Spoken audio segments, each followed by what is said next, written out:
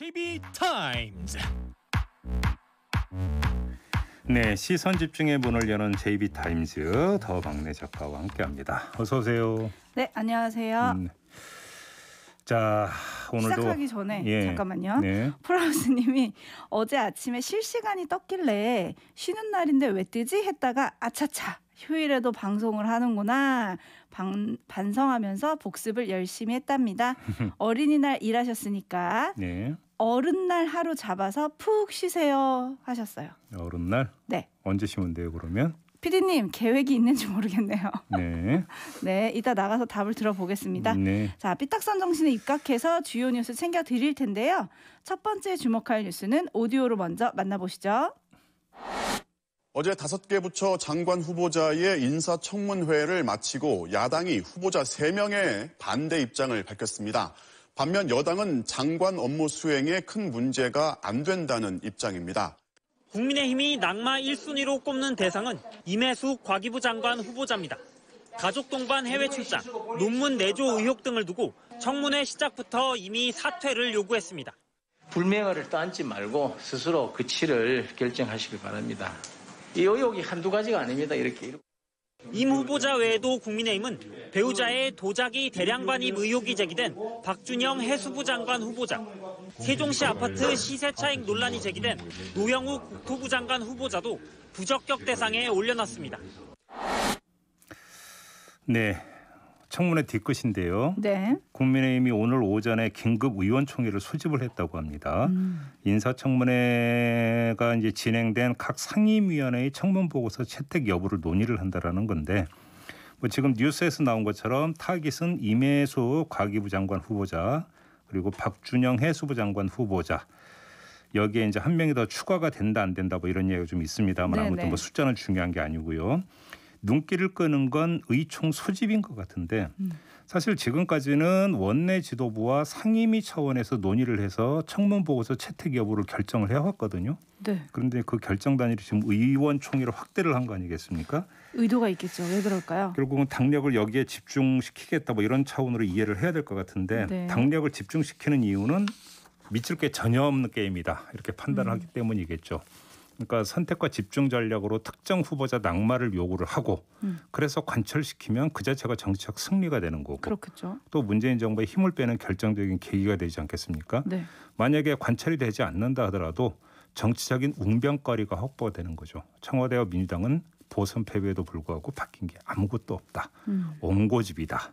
이런 어떤 정치적 웅변거리를 확보를 하게 되는 거고요. 여기에다가 이제 김부겸 총리 후보자 임명 동의의 대치 전선을 펴는 명분을 쥐게 된다. 이런 이야기도 될 수 있겠죠. 그렇기 때문에 어떤 경우가 되더라도 국민의힘 입장에서는 미칠 게 없기 때문에 여기서 화력을 집중시킨다. 아마 이런 차원으로 이해를 해야 될 것 같습니다. 그러게요. 여기에 발맞춰서 뭐 일부 언론들은 만약에 이들이 임명이 되면 야당이 동의하지 않은 뭐 30번째 장관은 누가 될 것이냐 뭐 벌써 그런 거를 쓰고 있던데 예. 그야말로 지금 국민의힘이 양손에 떡을 준 격이다. 이런 말씀이신 거죠? 그래서 이제 그 언론들은 어디에 이제 그 포인트를 두고 보도를 하고 있냐면 민주당이 어떻게 할 거냐.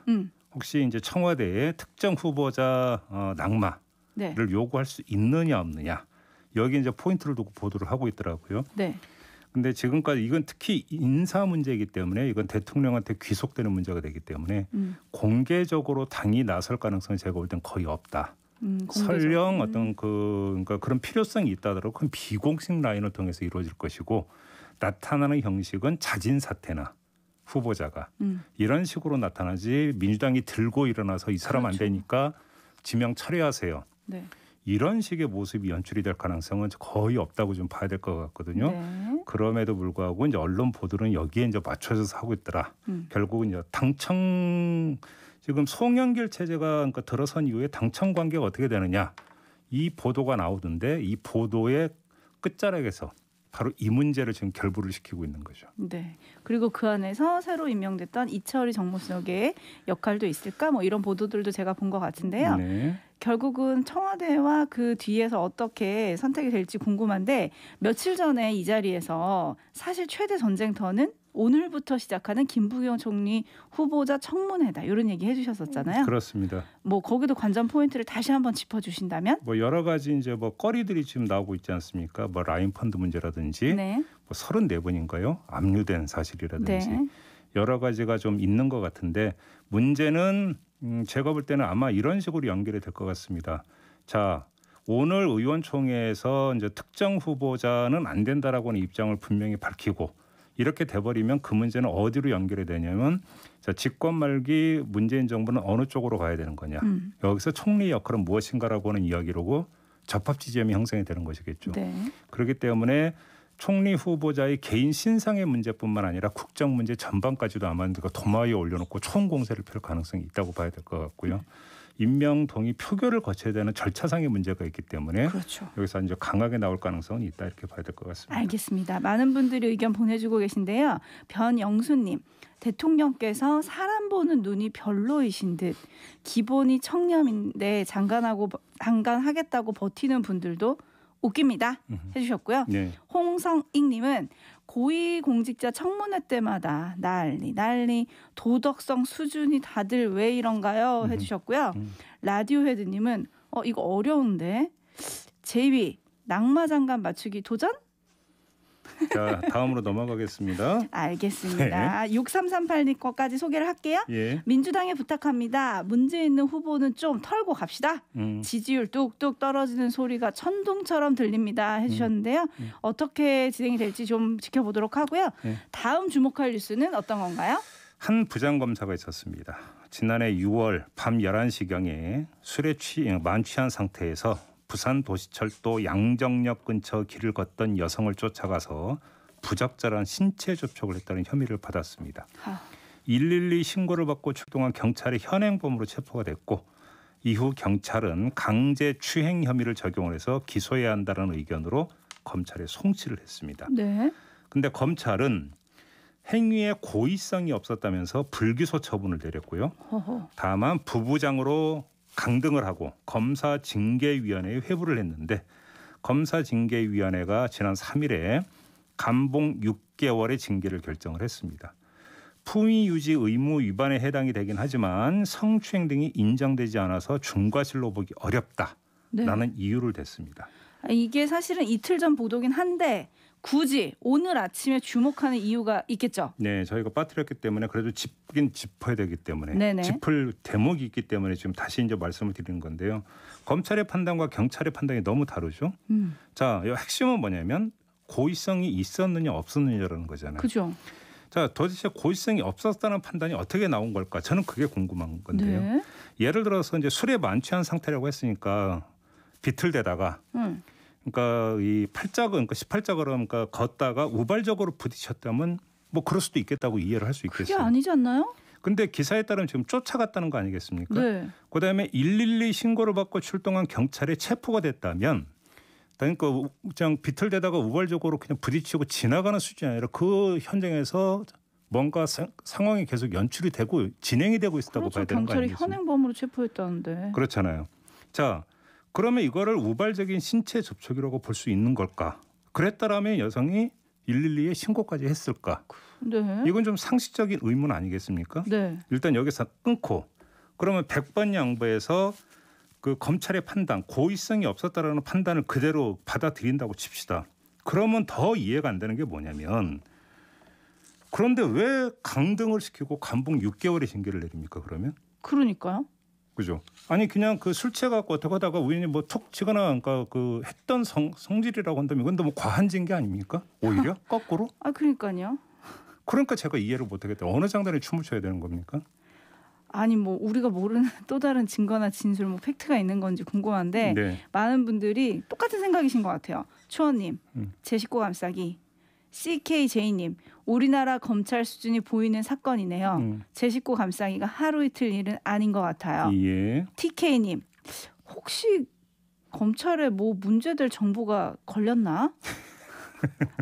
3097님, 가재는 개편, 뭐 다 똑같은 의견들이신데요. 네. 아니 이러니까 진짜 검찰이 제 식구 감싸기, 뭐 조직에는 무딘 칼 이런 얘기 듣는 거 아니겠습니까?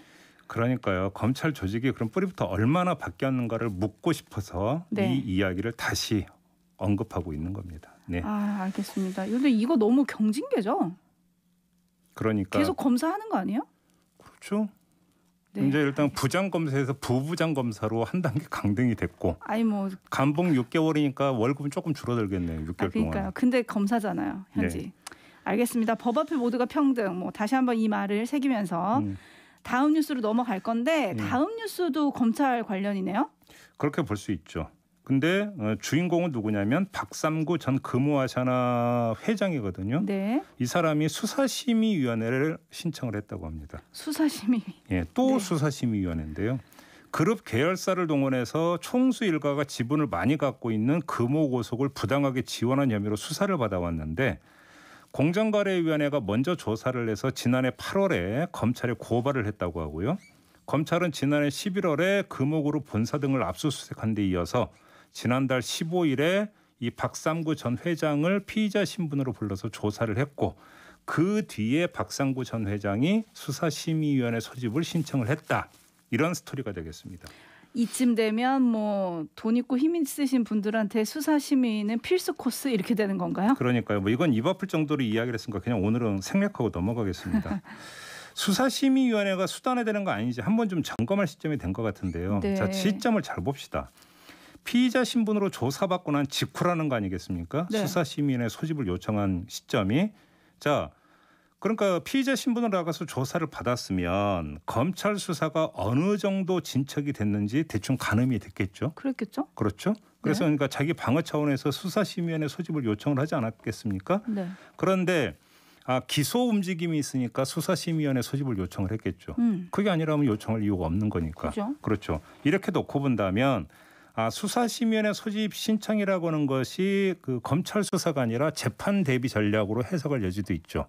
왜 그러냐면 수사심의위원회 자체가 여론전 차원을 띠고 있는 것이기 때문에 예를 들어서 어떤 법정으로 간다 하더라도 유무죄를 다투는 국면 내지 설령 유죄라 하더라도 형량이 어떻게 되느냐를 다투는 국면 여기서 수사심의위원회를 가지고 일정하게 여론전을 펼 수 있다. 이렇게 판단을 했을 수가 있는데 네.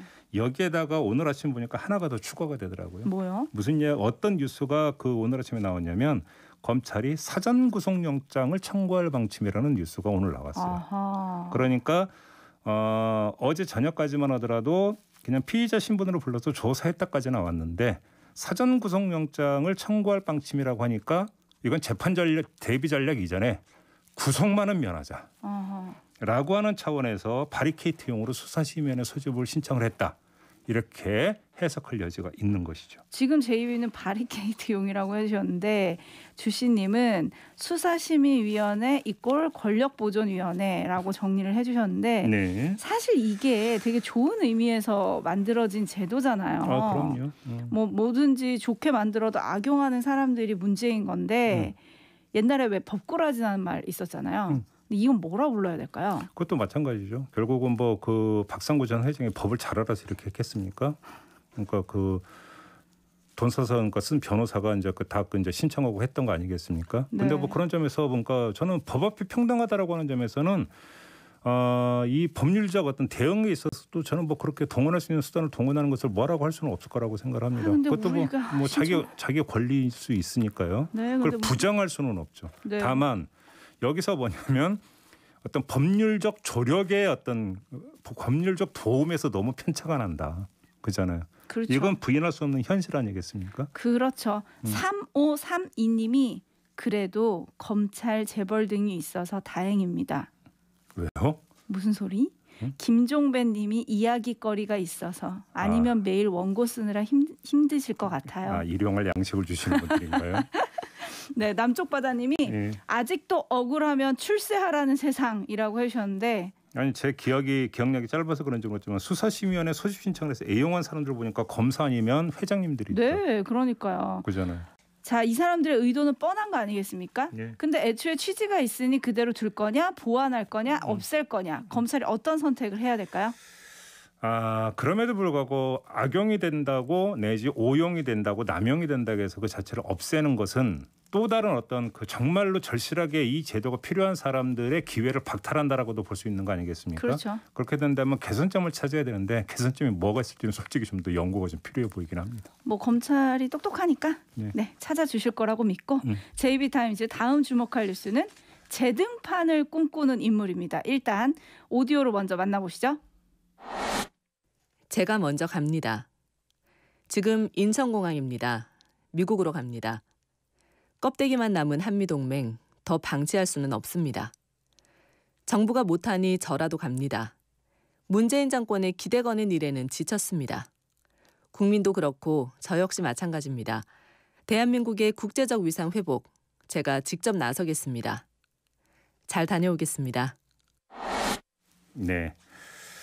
지금 이 내용이 뭐냐면 황교안 전 그 미래통합당 대표가 페이스북에 올린 글이거든요. 네. 미국으로 가면서 무슨 뭐 출사표도 아니고, 그죠? 네. 페이스북에 올린 글인데 한마디로 이야기를 하면 내가 직접 미국에 가서 추락한 대한민국의 국제적 위상을 한번 회복시켜 보겠다. 뭐 이런 거죠. 껍데기만 남은 한미동맹을 한번 복원시켜 보겠다. 그렇죠. 뭐 이런 포부를 밝힌 거라고 봐야 될 것 같은데요. 대선행보라고 읽어야 되겠죠. 다 그렇게 보지 않을까요? 그렇죠. 근데 번지수를 잘못 짚은 것 같아요. 아, 왜요? 한미 동맹을 강조하는 뭐 서신에 대해서는 뭐 가타부타 얘기 안 하겠습니다. 그건 뭐 개인의 영가요, 뭐 신념의 영역이니까. 근데 네. 이것 하나는 문제 제기를 할 수 있겠죠.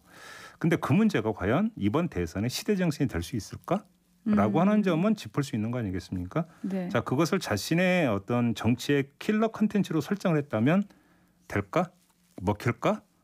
이게 시장 흐름을 그 잘못 읽은 건가 아니면 제대로 읽은 건가? 이거에 대해서 이야기할 수 있는 거 아니겠습니까? 네. 창의적인 발상은 바라지도 않고요. 시대 흐름을 읽는 기민한 발상이라도 있으면 좋겠는데 제가 볼 때는 사고의 관상에서 벗어나지 못하는 것이다. 제가 볼 때는 이번 대선의 시대 정신과는 좀 거리가 있어 보인다. 네. 이 말씀을 하나로 좀 드리고 싶은 거고요. 네. 사실 이거보다 더 이제 짚어야 되는 문제가 뭐냐면 조금 전에 제가 드린 말씀은 개인에게 귀착되는 문제고 그 너머가 있다라는 건데요. 한미 정상회담이 21일 날 열리지 않습니까? 그렇죠. 그죠. 그 전에 황교안 전 대표가 미국에 가서 뭐라고 이야기를 하지 않겠습니까? 네. 자, 한미 정상회담은 바이든 대통령과 문재인 대통령 간의 첫 번째 열리는 한미 정상회담이거든요. 여기서 이제 그 대한반도 정책이나 여러 가지 점에서 국익이 걸려 있는 회담인데 네. 이에 앞서서 황교안 전 대표가 미국에서 만에 하나라도 초치기를 한다면 그게 도움이 되겠느냐 안 되겠느냐라고 하는 점도 사실은 짚어야 되는 것이죠. 네. 국익이 도움이 되느냐의 문제는 둘째치고 국민의힘에 도움이 되느냐도 한번 좀 따져볼 필요는 있을 것 같다. 이 말씀을 좀 드리고 싶은데요. 그래서 황교안 미국 행위에 대해서 국민의힘 내부에서 나오는 반응이 그렇게 썩 좋지는 않더라. 그렇죠.